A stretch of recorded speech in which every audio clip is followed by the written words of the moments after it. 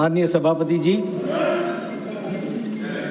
मैं आपका आभार व्यक्त करता हूं और धन्यवाद व्यक्त करता हूं कि आपने मुझे इस ऐतिहासिक पल पर, ऐतिहासिक मौके पर, जब हम glorious journey of 75 years of our constitution उस पर चर्चा कर रहे हैं, तो आपने मुझे भी इसमें मौका दिया है।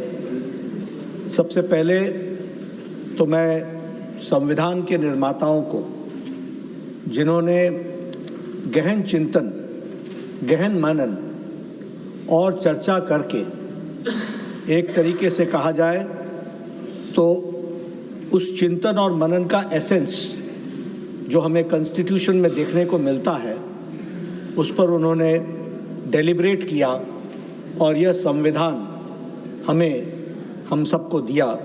इसके लिए देश हमेशा उनके प्रति कृतज्ञ है और हमेशा याद रखेगा कि किस तरीके से कॉन्स्टिट्यूएंट असेंबली ने डेलिब्रेट करके हमारे कॉन्स्टिट्यूशन को एक शेप दिया। हम 2 वर्ष पहले आज़ादी का अमृत महोत्सव मना रहे थे।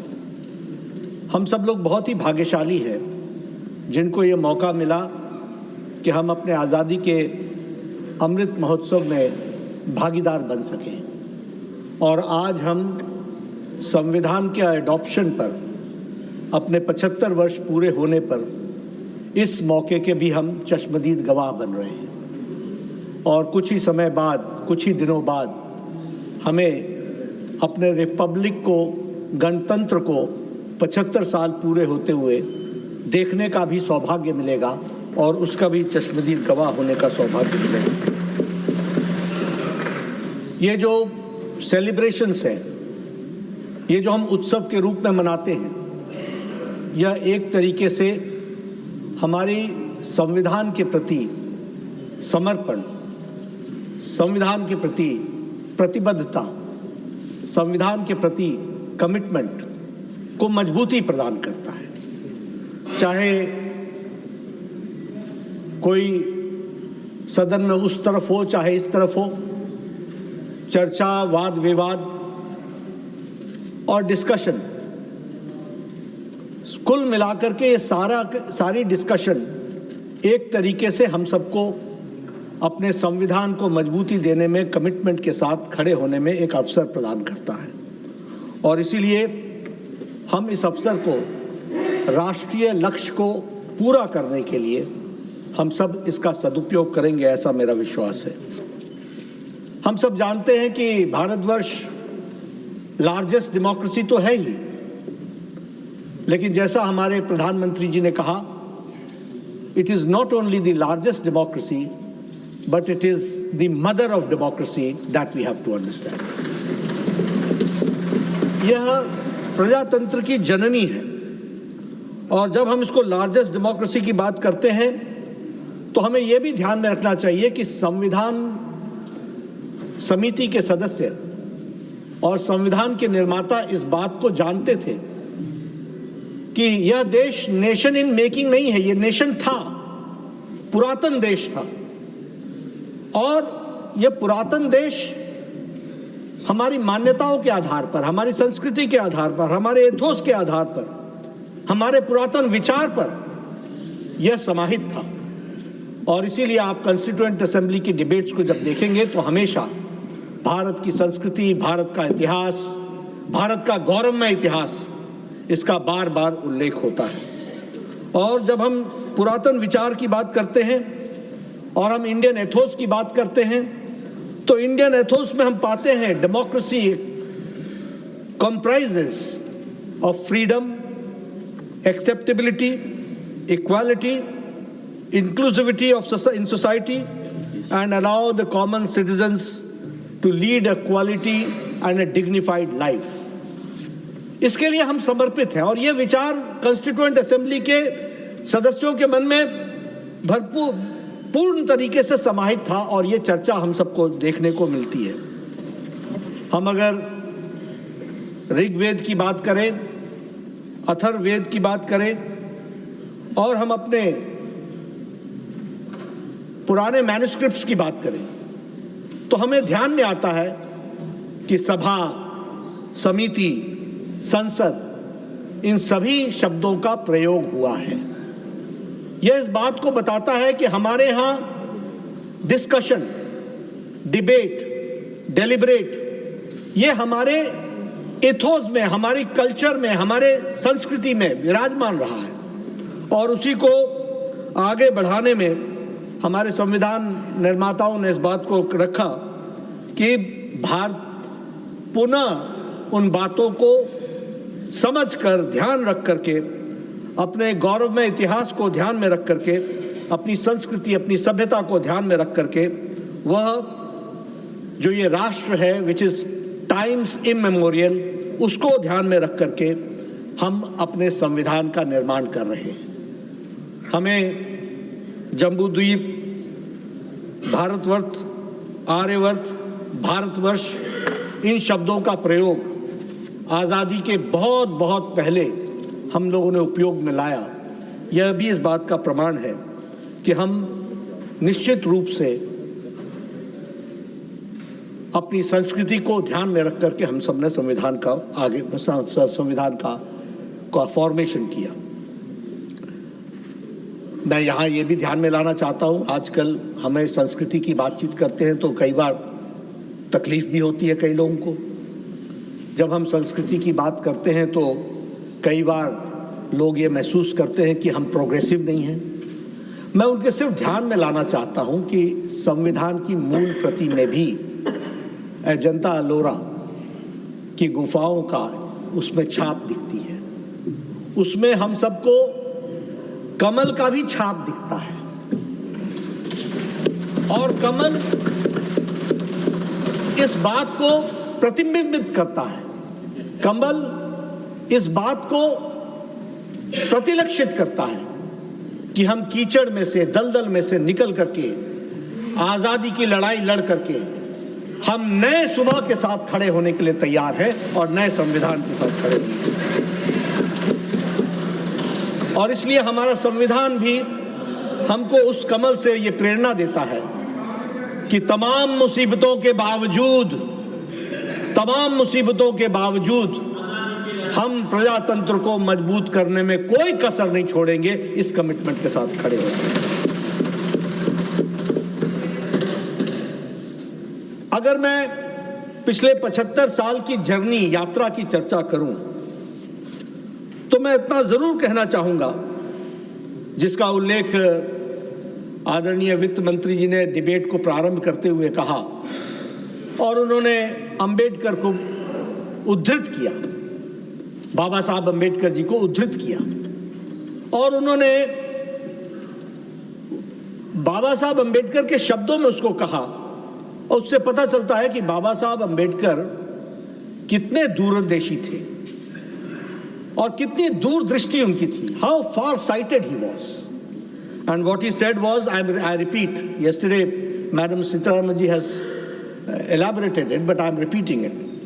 However good the constitution may be, it is sure to turn out bad because those who are called to work it happen to be a bad lot. However bad the constitution may be, it may turn out to be good if those who are called to work it happen to be a good lot.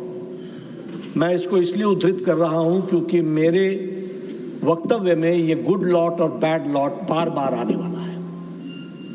That we have to understand. संविधान को बहुत गहराई से हमारे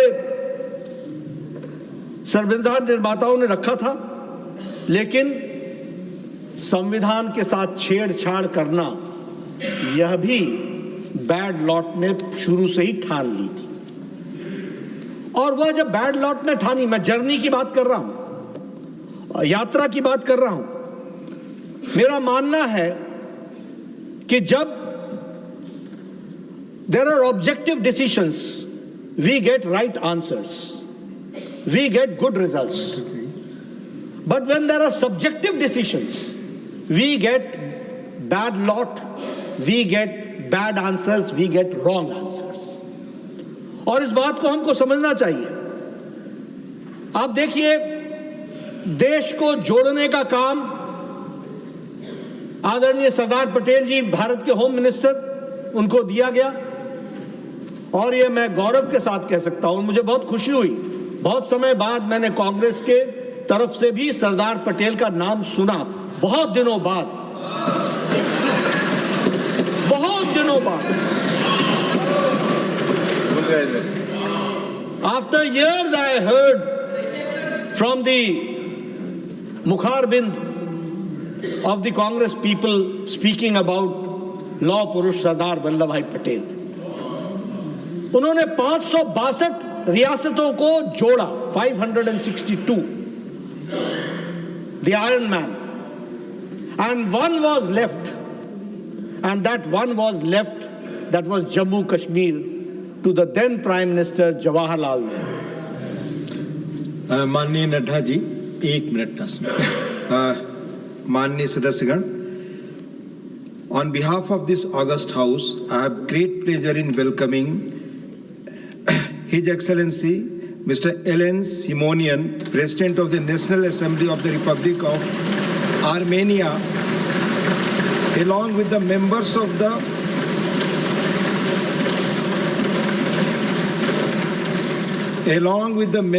the parliamentary delegation who are on a visit to India as our honored guest. The delegation arrived in Delhi. Honorable members, the delegation arrived in Delhi from Armenia on Monday, 16 December 2024. They are now seated in the special box. Besides Delhi, they will also visit Jaipur and Agra before their departure from India. We wish them a pleasant and fruitful stay in our country. Though through them we convey our greetings and best wishes to the members of the Parliament of Armenia, the government and the friendly people of Armenia. Honorable Nataji, please. तो मैं कह रहा था कि एक जम्मू कश्मीर की रियासत, जिसका जिम्मा जवाहरलाल नेहरू जी, उस समय के प्रधानमंत्री जी ने लिया था, और हम सब जानते हैं कि महाराजा हरि सिंह ने जो इस देश के साथ जम्मू कश्मीर की रियासत को विलय किया था, लेकिन एक एक्स्ट्राऑर्डिनरी प्रोविजन के माध्यम से इस बात का प्रयास हुआ कि शेख अब्दुल्ला को जम्मू कश्मीर के विषयों में इन्वॉल्व किया जाए। और उसके लिए जम्मू कश्मीर के बारे में जवाहरलाल नेहरू ने शेख अब्दुल्ला से कहा कि आप अंबेडकर से बात करो, अंबेडकर जी से बात करो, बाबा साहब अंबेडकर जी से। बाबा साहब अंबेडकर जी को जब उन्होंने अप्रोच किया तो आर्टिकल 370 जो बाद में आया, वह उसके बारे में बाबा साहब अंबेडकर ने क्या कहा वो मैं आपको उद्धृत करना चाहता हूं। उन्होंने कहा, you wish India should protect your borders, she should build roads in the area, she should supply you food grains, and Kashmir should get equal status as India. Government of India should have only limited powers and Indian people should have no rights in Kashmir. To give consent to this proposal would be treacherous thing against the interest of India, and I as a law minister of India will never do it. बड़े स्पष्ट शब्दों में बाबा साहब अंबेडकर ने शेख अब्दुल्ला के, लेकिन संविधान पर आघात तो शुरुआत हो चुकी थी। आर्टिकल 370 आया और आर्टिकल 370 के ही विरोध में मुझे ये गौरव है ये बोलते हुए कि उस समय के जनसंघ के संस्थापक अध्यक्ष डॉक्टर श्यामा प्रसाद मुखर्जी ने इस आवाज को उठाया और कहा, एक देश में 2 निशान, 2 विधान और 2 संविधान, 2 प्रधान नहीं चलेंगे। और उन्होंने बलिदान दिया। श्रीनगर की जेल में संदेहास्पद स्थिति में उन्होंने अंतिम सांस ली। यह इस बात का प्रमाण है। और श्यामा प्रसाद मुखर्जी जी के, again I will talk about the good lot and the bad lot, Shyama Prasad Mukherjee की माता जी ने चिट्ठी लिखी जवाहरलाल नेहरू जी को और यह कहा कि इसका इन्वेस्टिगेशन होना चाहिए। उनकी रहस्यमय मौत हुई है, लेकिन वह आवाज दबा दी गई, वह रिक्वेस्ट को नकार दिया गया। यह भी इतिहास के पन्नों में दर्ज है। मैं यहां यह भी बताना चाहता हूं कि नहीं सिर्फ आर्टिकल 370 आया, again it is a question of good lot and bad lot, कैसे चीजें चेंज करती हैं। आर्टिकल 370 में एक प्रेसिडेंशियल ऑर्डर के माध्यम से 1954 में 35A लाया गया और 35A को प्रेसिडेंशियल असेंट जो दिया गया, that was done without parliamentary debate. उस पर पार्लियामेंट में डिबेट नहीं हुई। आजकल बहुत चर्चा होती है डेमोक्रेसी की, आजकल बहुत चर्चा होती है प्रजातंत्र की। आप 370 में 35A प्रेसिडेंशियल ऑर्डर से लाते हैं और आप उसकी डिबेट तक नहीं करते हैं, bypassing the usual parliamentary procedures. वह 35A लागू हो गया और वह 35A क्या था? वह 35A डिफाइन करता था कि जम्मू कश्मीर में कौन जम्मू कश्मीर का नागरिक होगा, who will be this state citizen, और जम्मू कश्मीर के दृष्टि से उसी को नागरिक माना जाएगा जो 1944 के पहले रहा करते थे। बाकी किसी को भी स्टेट का सिटीजनशिप, स्टेट की डोमिसाइल नहीं दी जाएगी। और मैं पहले ही बता चुका हूं कि एक देश में 2 विधान हो गए थे, 2 प्रधान हो गए थे, 2 निशान हो गए थे। तो एक काम दिया प्रधानमंत्री जवाहरलाल नेहरू जी को और वह हम सबको धारा 370 के रूप में देखने को मिला और पिछले दरवाजे से 35A देखने को मिला। और इसके माध्यम से मैं यहां पर यह भी बताना चाहता हूं कि जो POK से आए हुए, पाकिस्तान ऑक्युपाइड जम्मू कश्मीर से जो आए, वह शरणार्थी भी जम्मू कश्मीर के नागरिक नहीं बन सके। इसको भी हमको ध्यान में रखना चाहिए। नतीजा क्या निकला? नतीजा यह निकला कि आप देखिए, what was the impact of article 370। इस पर कभी चर्चा नहीं हुई और मैं इसलिए कहता हूं कि संविधान ने क्या क्या जर्नी देखी है वो हमको समझना चाहिए। 106 laws passed by the Indian Parliament were not applicable in Jammu and Kashmir. 106 laws passed by the Parliament of India were not applicable in Jammu Kashmir, which includes Prevention of the Atrocities Act, Human Rights Act. Atrocities of Human Rights वो भी included नहीं था। आपको जानकर के आश्चर्य होगा कि POCSO was not implemented in Jammu Kashmir. Prevention of children from sexual abuse. आपको जानकर के आश्चर्य होगा कि women property right was not implemented, जिसके सबसे बड़े वोकल एडवोकेट जवाहरलाल नेहरू थे। That was not applicable in Jammu and Kashmir. और आपको जानकर के यह भी आश्चर्य होगा कि अगर कश्मीरी बहन किसी नॉन कश्मीरी से शादी हो जाए तो वो भी प्रॉपर्टी राइट से वंचित हो जाती थी। यह स्थिति आकर के खड़ी। और जो राजीव गांधी जी ने 73rd 74th अमेंडमेंट एक्ट लागू किया, वह भी जम्मू कश्मीर पर लागू नहीं था। That was also not applicable on Jammu and Kashmir. Gujjar Bakarwal को reservation not applicable. Reservation to ST, आज हम सब लोग बड़े चैंपियन बनते हैं SC ST। कहां चुप रहे सब? कहां क्यों नहीं बोल पाए ST के रिजर्वेशन के बारे में? क्यों नहीं बोल पाए गुजर बकरवाल के रिजर्वेशन के बारे में? मैं यहां यह भी आपको बताना चाहता हूं कि वेस्ट पाकिस्तान से आए हुए हमारे यहां इस देश में 3 प्रधानमंत्री और उप प्रधानमंत्री हुए।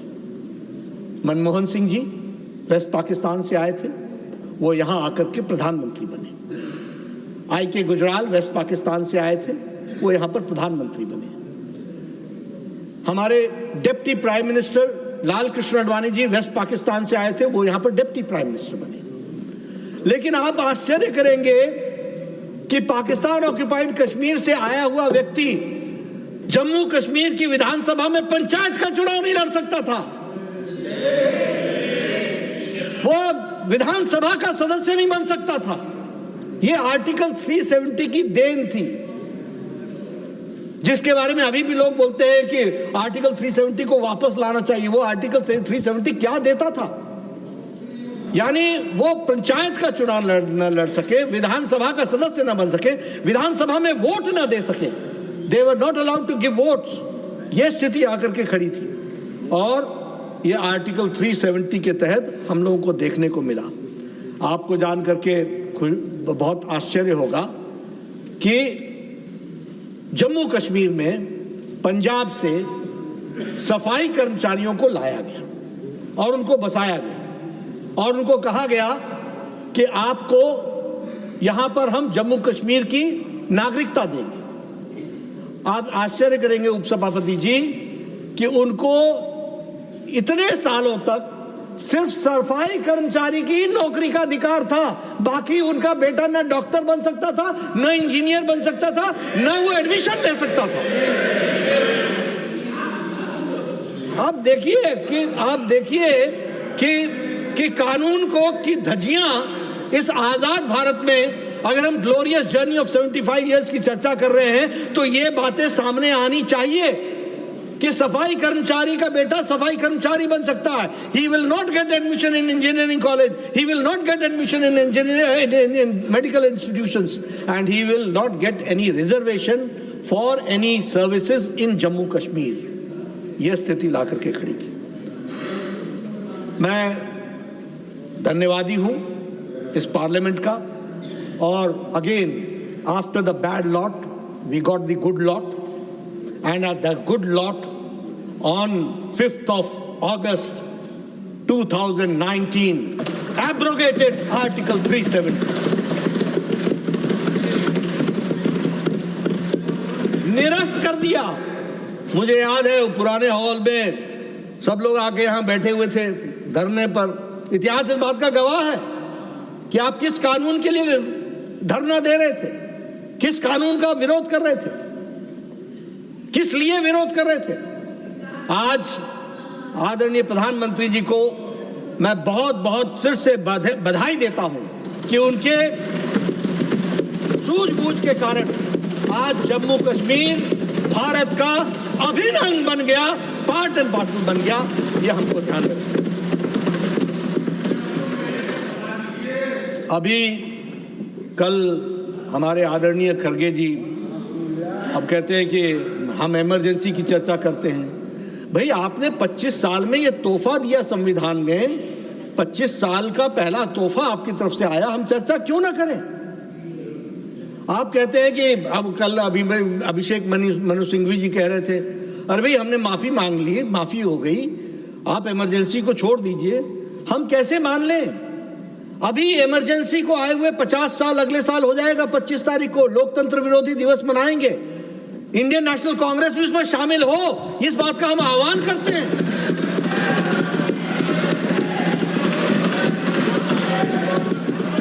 वो 50 साल हम इमरजेंसी के प्रजातंत्र का गला घोटने का कुत्सित प्रयास हुआ। अगर आपके दिल में कहीं भी उनके प्रति कोई रहम है, अगर आपके दिल में कहीं कोई प्रायश्चित है, तो मैं आह्वान करता हूं और आपको बिफोर टाइम बताता हूं, 25 जून 2025 जरूर आप लोकतंत्र विरोधी दिवस में शामिल होइए और उसके बारे में आप चर्चा कीजिए। अब उसमें भी मैं एक बात कहना चाहता हूं, इमरजेंसी किस लिए लगी? देश को खतरा था क्या? देश को खतरा था क्या? नहीं, देश को खतरा नहीं था, कुर्सी को खतरा था।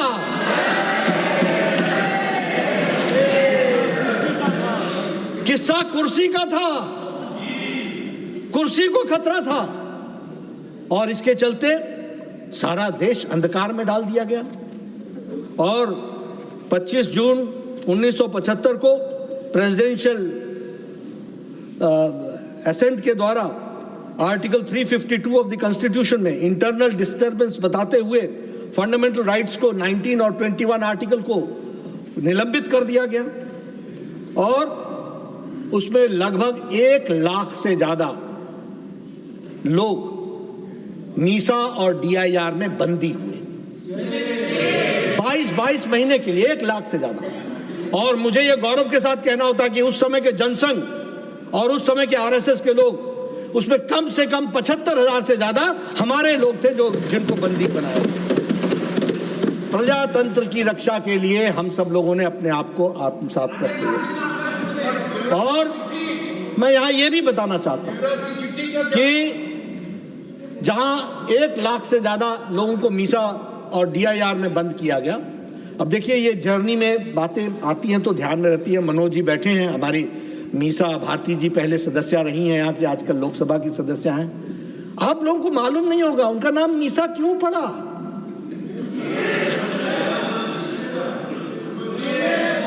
मैं छात्र था, I was the student of intermediate at that point of time in Patna. I was twice arrested from the class. हम पढ़ने गए थे, हमको क्लास से अरेस्ट किया गया, हमने वो भी दिन देखे। लेकिन मीसा नाम क्यों पड़ा? इसलिए क्योंकि लालू जी जब मीसा बहन पैदा हुई तो वो जेल में थे, मीसा में बंद थे, maintenance of internal security act में बंद थे। आज ठीक है, साथ साथ है, समय का फेर है, ये भी ग्लोरियस जर्नी का पार्ट है।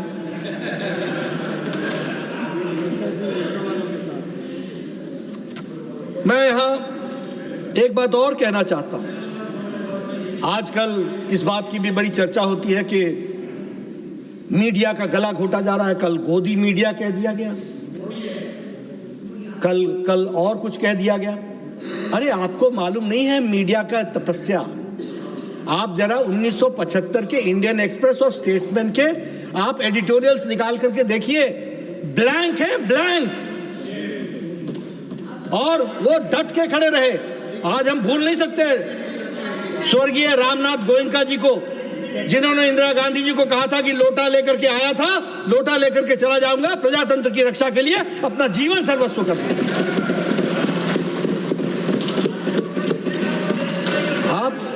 आप मॉडर्न इंडिया में दूसरा है सर, इनका तपस्या का डेफिनेशन दूसरा है।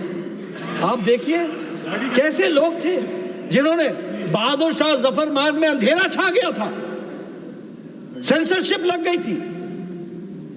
कुछ लिखने के पहले सेंसरशिप से उसकी क्लियरेंस चाहिए थी। मीठी मीठी लिखो, खट्टी खट्टी बंद करो। और आज आप गोदी मीडिया बताने के लिए, अपने सेकुलर शब्द माइनॉरिटीज को अपीजमेंट करने के लिए और सोशलिस्ट शब्द अपने आप को प्रोग्रेसिव बताने के लिए, little left towards from the centre, इसको बताने के लिए आपने सोशलिस्ट शब्द का इस्तेमाल किया। और उसमें मैं ये भी कहना चाहता हूं कि आप यहीं पर नहीं रुके, आपने जुडिशरी, कल मैडम निर्मला सीतारमण जी ने सीएम स्टीफन का वक्तव्य पढ़ा है। यहां पर क्या अहंकार दिखता है उस वक्तव्य में, किस तरीके से जुडिशरी को एक तरीके से प्रताड़ना करने का शब्दों का उपयोग किया गया है। आर्म्स ट्विस्टिंग की गई है, धमकी दी गई है। आज की बात करिए ना, और धमकी देकर के, और वो भी पार्लियामेंट के अंदर। आप भी कोई हमारे बीजेपी के नेता का उद्धृत कर दे वर्णन जिसमें हम लोगों ने कभी जुडिशरी पर कुछ कहा हो। आर्म ट्विस्टिंग की गई। और देखिए आपने क्या किया कि आपने जो हिज होलीनेस केशवानंद भारती और स्टेट ऑफ केरला 1973 का जो जजमेंट था, 13 जजमेंट में से 7-6 पर जो जजमेंट था, जिसमें उन्होंने द बेसिक स्ट्रक्चर डिफाइन किया, basic structure of the constitution. और basic structure of the constitution में उन्होंने कहा the supremacy of the constitution is the basic structure, the rule of law, the separation of powers and the independence of judiciary and the fundamental rights, ये basic structure है, इनके साथ छेड़छाड़ नहीं की जा सकती है। उन्होंने संविधान की रक्षा तो कर ली, जिन जजेस ने फैसला दिया उन्होंने संविधान की, सभापति जी, रक्षा कर ली, लेकिन इतिहास इस बात का गवाह है कि वो अपनी रक्षा नहीं कर पाए। और आपको मालूम होगा कि जब doctrine of basic structure, safeguard against the arbitrary amendments particularly relevant during emergency, ऐसी बातों को ध्यान में जब रखा गया तो 3 सीनियर मोस्ट जजेस of supreme court, justice JM Shelat, justice KS Hegde और justice AN Grover, who had upheld the basic structure, उनको सुपरसीड करके AM रे को चीफ जस्टिस ऑफ इंडिया बनाया गया, एक नया कीर्तिमान स्थापित किया गया। वही भाषण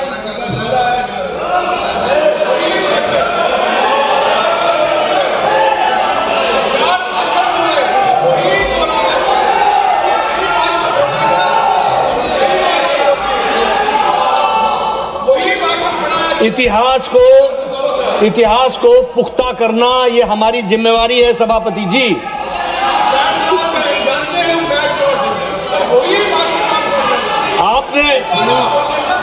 आपने माना, बहुत बड़ी बात है, आपने ADM जबलपुर वर्सेस शिवकांत शुक्ला के केस में, जिसमें यह फैसला किया गया कि HR खन्ना ने डाइसेंटिंग नोट दिया और उन्होंने कहा कि लाइफ, राइट टू लाइफ और प्रॉपर्टी, इसको फंडामेंटल राइट्स माना जाता है और यह इमरजेंसी में कर्टेल नहीं होगा, तो आपने जस्टिस HR खन्ना को भी चलता कर दिया और वो जब उनकी चीफ जस्टिस बनने की बारी आई तो उसको भी सुपरसीड कर लिया। इस तरीके से आपने जुडिशरी को किस तरीके से आपने रोक करके रखा, वह भी हमको ध्यान में रखा है। मैं यहां यह भी आपको बताना चाहता हूं कि जुडिशरी को आपने कर्टेल तो किया ही, लेकिन now I will talk about the 44th amendment act, और उसमें हमने इमरजेंसी के कारण को रीडिफाइन किया और इंटरनल डिस्टर्बेंस की जगह पर हम लोगों ने आर्म्ड रिबेलियन को कॉज माना इमरजेंसी का। उसी तरीके से हम लोगों ने यह भी कहा कि कैबिनेट के साथ साथ पार्लियामेंट का भी असेंट चाहिए और वो भी 1 महीने के अंदर चाहिए। Now you can understand the difference between the bad lot and the good lot. Sir, but bad lot voted with the good lot. Bad lot voted with the good lot. मैं यहां यह भी बताना चाहता हूं कि आर्टिकल 352 जिसके बारे में कल सुधांशु भाई ने बहुत विस्तृत रूप से चर्चा की, अन्य वक्ताओं ने भी चर्चा की, लेकिन ऑन रिकॉर्ड तो लाना ही पड़ेगा ना कि आज आप 1 नेशन 1 इलेक्शन से बड़े विरोध में खड़े हो रहे हैं। ये आपके कारण 1 नेशन 1 इलेक्शन लाना पड़ रहा है, क्योंकि आपने जो 1952 से 1967 तक 1 नेशन 1 इलेक्शन था, उसको आपने आर्टिकल 352 लगा करके स्टेट्स को बारंबार चुनी हुई सरकारों को गिरा करके आपने कई राज्यों में अलग अलग चुनाव की परिस्थिति ला करके खड़ी कर। Article 356, I am sorry, I stand corrected, Article 356. Now, Article 356 have been used 90 times. Nehru ji used 8 times. Indira Gandhi ji used 50 times, half a century. Rajiv Gandhi ji used 9 times. Manmohan Singh used 10 times. आप बताइए, संविधान की glorious journey में ये बातें आनी चाहिए कि नहीं आनी चाहिए कि आपने किस तरीके से चुनी हुई सरकारों को एक बार नहीं बारंबार गिराया और इस तरीके से देश को हर तरीके से मुसीबत में डालने का काम किया। मैं यहां पर मुस्लिम माइनॉरिटी अपीजमेंट की बात भी करना चाहता हूं। जब मैं माइनॉरिटी अपीजमेंट की बात करना चाहता हूं तो मैं याद दिलाना चाहता हूं कि आप लोगों ने उस समय चर्चा में राजीव गांधी जी के बारे में कहा था, ये 21वीं शताब्दी, progressive thought process, progressive. Supreme court ने शाहबानो के केस में फैसला दिया। एक इंदौर की महिला को कंपेंसेशन के रूप में उसको तलाक के बाद उसको जीवन यापन के लिए उसका फैसला हुआ।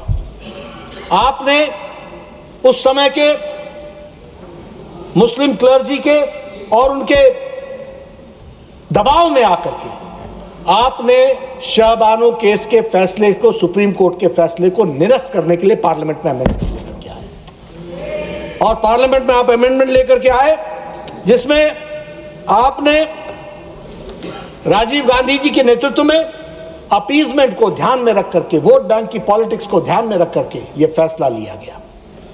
और मैं यहां एक बात और जोड़ देना चाहता हूं कि सुप्रीम कोर्ट बार बार बोलता था कि ट्रिपल तलाक समाप्त होना चाहिए, ट्रिपल तलाक समाप्त होना चाहिए।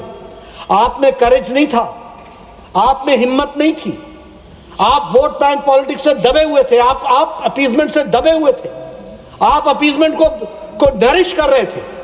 ये प्रधानमंत्री नरेंद्र मोदी जी हैं जिनकी दूरदृष्टि और पक्के इरादे से ट्रिपल तलाक को समाप्त किया गया और हमारी मुस्लिम बहनों को मेन स्ट्रीमिंग करने का काम किया तो हमारे प्रधानमंत्री मोदी जी ने किया। और यह भी ग्लोरियस जर्नी ऑफ कॉन्स्टिट्यूशन की यात्रा में लिखा जाएगा कि किस तरीके से। और ट्रिपल तलाक के बारे में आपके माइनॉरिटीज्म और आपकी अपीजमेंट कहां तक पहुंची है, इसके बारे में मैं थोड़ा सा हाउस को बताना चाहता हूं। सभापति जी, there is no triple talaq in Bangladesh, there is no triple talaq in Pakistan, there is no triple talaq in Afghanistan, there is no triple talaq in Syria, there is no triple talaq in Indonesia. These are all Muslim declared, constitutionally Muslim declared states, Islamic states. यहां triple तलाक नहीं है, लेकिन हमारा secular का version देखो कि हम यहां पर अपने मुस्लिम माइनॉरिटी अपीजमेंट को ध्यान में रख करके ट्रिपल तलाक को चढ़ाए हुए थे। सुप्रीम कोर्ट ने बोल रखा था कि नहीं, लेकिन again the good lord gets the credit that it was prime minister Narendra Modi ji which finished the triple talaq and brought the Muslim sisters into the mainstream. अभी मैं कुछ बाउंड्रीज के बारे में भी चर्चा करना चाहूंगा। संविधान की दृष्टि से मैं ये कहना चाहता हूं कि जब सीडिंग ऑफ टेरिटरीज का सवाल आता है, the Congress party has neither been protecting India sovereignty and territorial integrity nor combating efforts to reduce the India's influence in our neighbourhood. I start with Jammu Kashmir. In 1949, although our valiant military had achieved success on the battlefield, a ceasefire was accepted by Pandit Nehru. That is why even today we have Pakistan occupied Kashmir. ये आपका योगदान है, इसको हमको ध्यान में रखना चाहिए। मैं यहाँ ये भी बताना चाहूँगा, and the House must be aware also, that the House is also aware that China had occupied 38,000 square kilometers of Indian territory and received through an illegal transfer of another 5,180 square kilometers from Pakistan. China could do this because Jawaharlal Nehru neglected defense preparations, including the broader border infrastructure, and was diplomatically naive. We all know that this occupation has been consistently underplayed by Congress to protect their leader's image. हमेशा अंडरप्ले करने की कोशिश हुई है। अगर मैं Myanmar की बात करूं, where Myanmar was concerned, the circumstances regarding to the transfer of our control on Coco Islands in 1950s remains unclear even today. अभी तक unclear रहता है।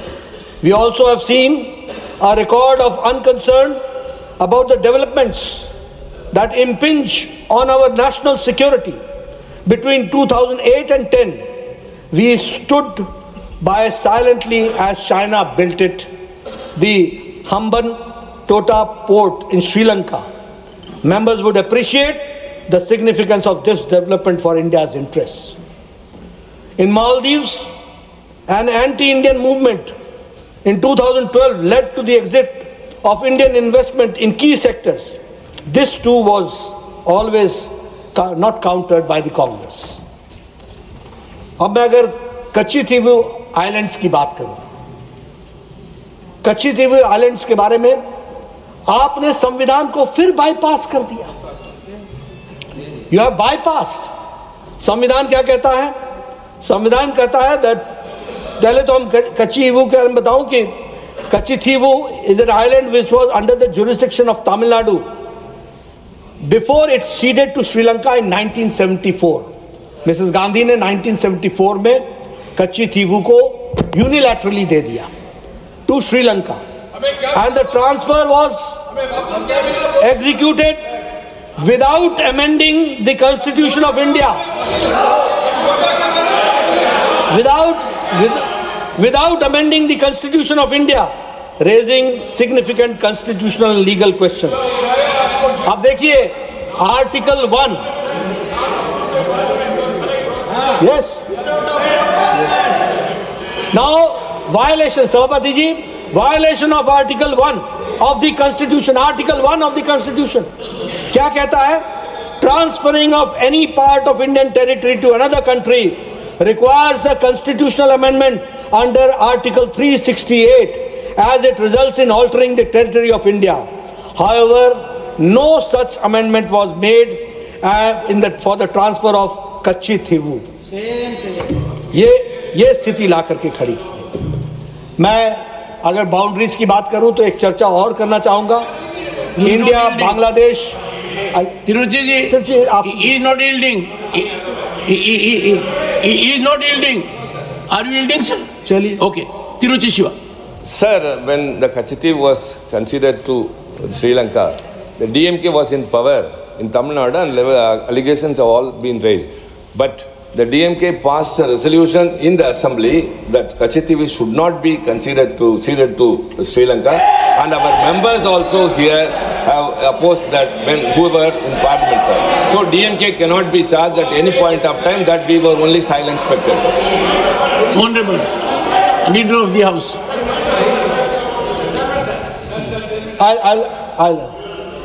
Sir, I take the words of Tiruchi Shivaji, but now it's a time to rethink association with Indian National Congress also.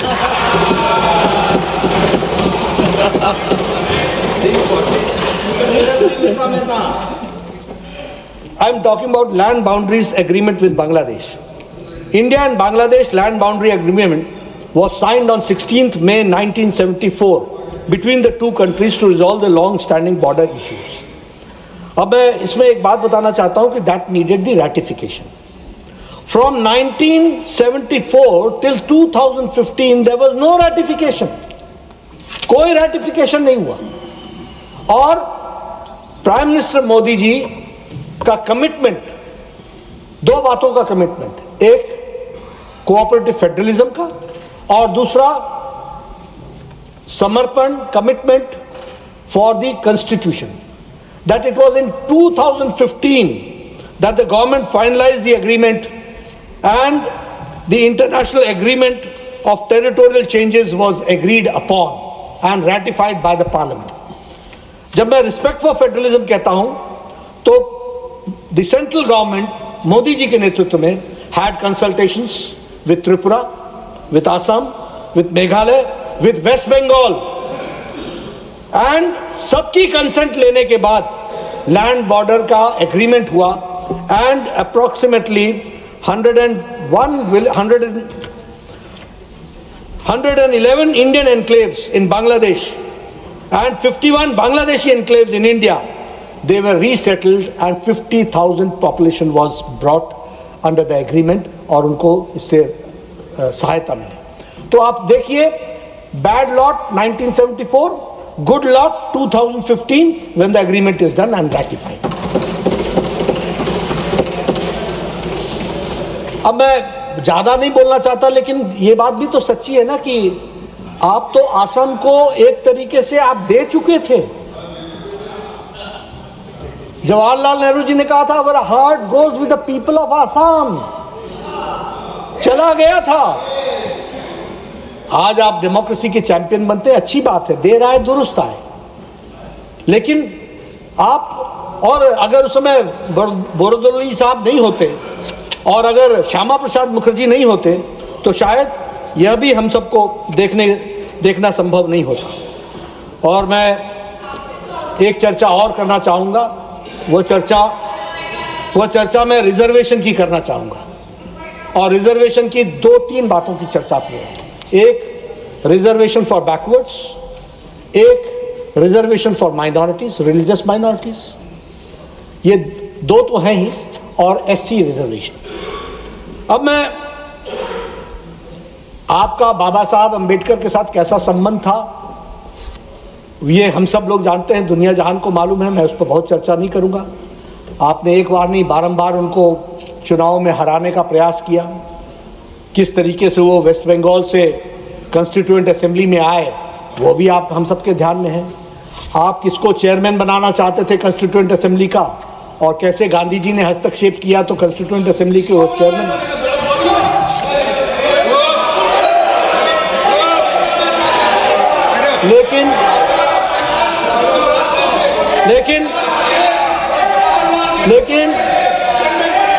लेकिन सभापति जी, अब backward की by using the word backward में committee is not yielding. Jairam ji, leader of the house, is not yielding. ठीक है, I'll do that. But using the word backward. Nothing will go on record. Who are you?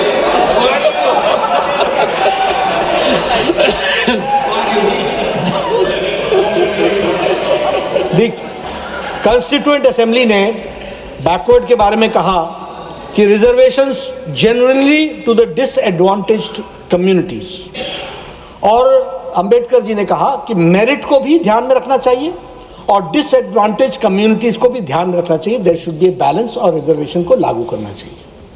अब नेहरू जी के views क्या थे, मैं authenticate कर दूंगा। नेहरू जी के व्यूज क्या थे, जो उन्होंने लेटर लिखा चीफ मिनिस्टर्स को 27 जून 1961। पंडित नेहरू ने लिखा, I have referred above the efficiency and to getting out of our traditional ruts, reservation को traditional ruts. This necessitates our getting out of the old habit of reservation and particular privileges being given to the caste of this group or that group. The recent meeting we held here, at which the chief ministers were present to consider national integration, laid down that help should be given to economic considerations and not to the caste. It is true that we have tied up with certain rules and conventions about helping the scheduled castes and tribes. They deserve help, but even so, I dislike any kind of reservation, more particularly in services. I react strongly against anything which leads to inefficiency and second-rate standards. Backwards were called as second-rate standards. I want my country to be first-class country in everything. The moment we encourage second-rate, we are lost. आप देखिए, see the mentality. आप इसमें से मानसिकता को आप देखिए, भाषा मानसिकता के बारे में बता रही है।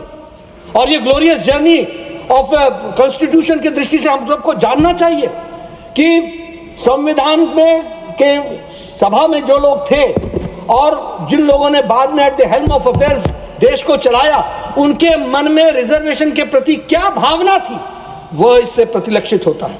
He further writes, but if we go for reservation on caste basis, we swamp the bright and the able people and remain second rate and third rate. I am grieved to learn of how far the business of reservation has gone based on caste considerations. फिर उसके बाद श्रीमती इंदिरा गांधी जी ने तो नारा ही लगा दिया, न जात पर न पात पर। फिर हमारे राजीव गांधी जी, उनका क्या विचार था रिजर्वेशन पर? मैं पूरा पढ़ रहा हूं, वो तो आप बोलेंगे ना, मैं तो जात पर पात पर ही बोलूंगा। मैं आपका प्रोपोगेटर तो नहीं हूं।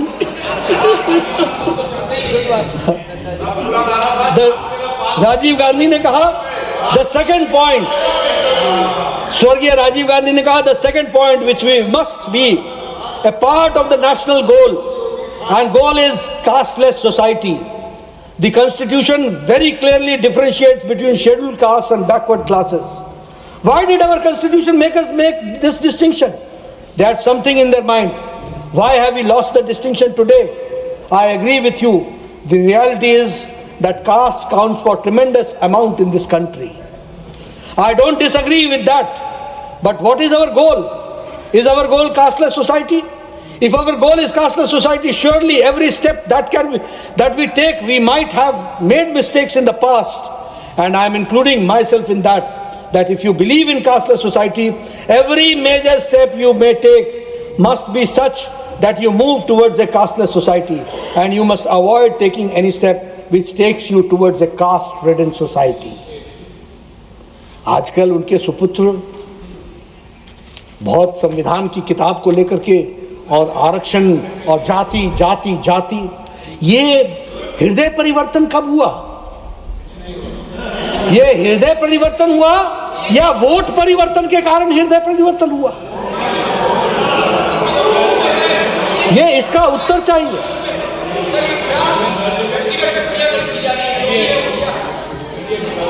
अब उसके आगे क्या है वो सुन लीजिए। No promotion of idiots in the name of reservation, and that promoting idiots in the name of reservation would harm the entire country. Will harm the entire country. ये हो गया आपका रिजर्वेशन पर आपका मत। जिन्होंने 55 साल राज किया उनका मत आपके सामने रखा। अब देखिए, आप काका कालेलकर रिपोर्ट आप लेकर के आए। आपने 1955 में काका कालेलकर रिपोर्ट रख दी और 1955 से लेकर के 22 साल तक आप बैठे रहे। आपने रिजर्वेशन के बारे में कुछ सोचा नहीं। आज आपको आतुरता हो रही है रिजर्वेशन की और आप बड़े चैंपियन बन रहे हैं। 22 साल आप बैठे रहे, आपने कुछ नहीं किया। फिर उसके बाद मंडल कमीशन आया। मंडल कमीशन कौन लेकर के आया? जनता पार्टी की सरकार लेकर के आई। मंडल कमीशन आप 1979 मंडल कमीशन, 1 जनवरी मंडल कमीशन 1979।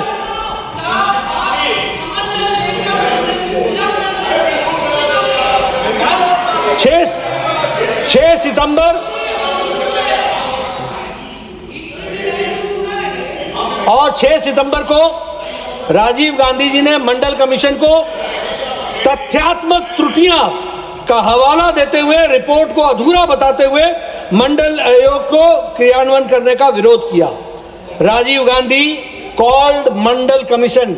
आजकल आप मनोज जी उधर बैठे हुए हैं, जरा ध्यान रखिए। राजीव गांधी कॉल्ड मंडल कमीशन रिपोर्ट वन मैन्स ऑब्स्टिनेंसी।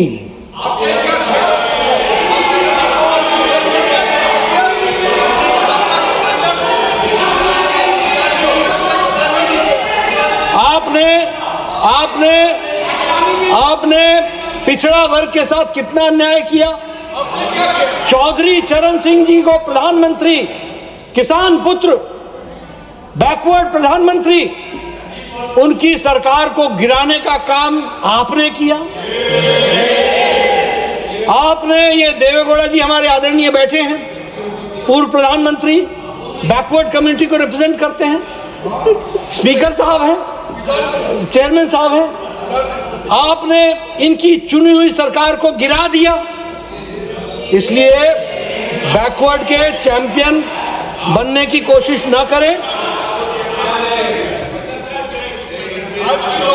और अब अंबेडकर जी ने नेहरू जी के बारे में क्या कहा वो ऑथेंटिकेट कर रहा हूं। 27 अक्टूबर 1951 को रामदासपुर पंजाब में कहा, just to see the leader of the Congress party, Pandit Nehru, he has delivered 2000 speeches during the last 20 years, but he has never spoken about the welfare of the scheduled caste even once.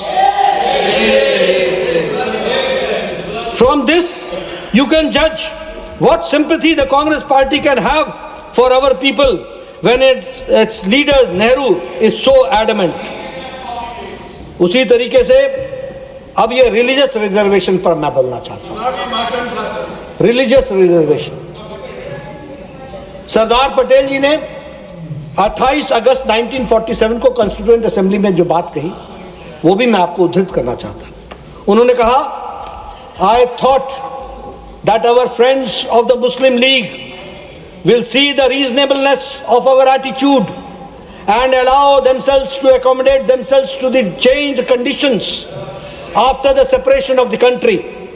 But now I find them adopting same methods which were adopted when the separate electorates were first introduced in this country. And in spite of ample sweetness in the language used, there is full dose of poison in the method adopted. Sardar Patel ने बताया कि पहले विभाजन के पहले जो आपकी नीयत थी वो फिर से प्रतिलक्षित हो रही है और यह कंट्री के लिए हानिकारक है। और बाबा साहब अंबेडकर ने रिलीजियस रिजर्वेशन पर साफ कहा कि अंबेडकर ने कहा धर्म के आधार पर रिजर्वेशन नहीं होना चाहिए। लेकिन अब आप जाइए, अब गुड लॉट और बैड लॉट, बैड लॉट चोर चोरी से जाए, हेरा फेरी से ना जाए। अब क्या चोरी कर रहे हैं? आपने आंध्र प्रदेश में, आपने तेलंगाना में, आपने बैकवर्ड कास्ट में आपने 4% का रिजर्वेशन देने का प्रयास किया और जब उसको हाई कोर्ट ने स्ट्रक डाउन कर दिया तो आपकी सरकार ये सर्कुलर लेकर के आ गई गवर्नमेंट ऑफ इंडिया की, डीओपीटी की, कि 27% के रिजर्वेशन में 4.5% हमारे माइनॉरिटीज को, मुस्लिम माइनॉरिटीज को जोड़ो। इस बात को, ये भी सुप्रीम कोर्ट ने इसको क्वेश्चन कर दिया। लेकिन आप नहीं बाज आए। आपने जो आज संविधान के निर्माताओं के बारे में चर्चा कर रहे हैं, संविधान के निर्माताओं ने स्पष्ट रूप में डिस्कशन करके, मंथन करके, चिंतन करके यह तय कर दिया कि रिलीजन के आधार पर आरक्षण, रिजर्वेशन नहीं होगा। It is written. और मैं चाहूंगा कि इस पर बहस हो। देश को जानना चाहिए कि आप किस तरीके से संविधान के मूल बातों को तोड़ मरोड़ कर अपीसमेंट की पॉलिटिक्स को आगे बढ़ाने का प्रयास कर रहे हैं। इस बात को ध्यान में रखना चाहिए।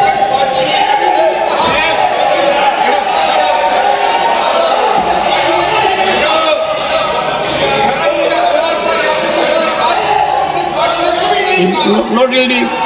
Nothing can go record.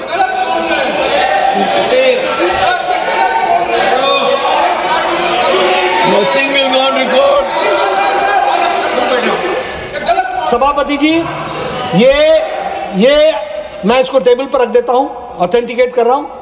ये ministry of personnel public grievances and pensions, department of personal and training, office memorandum, subject reservation to other backward classes in civil posts and services of government of India, sub quota for minority committees।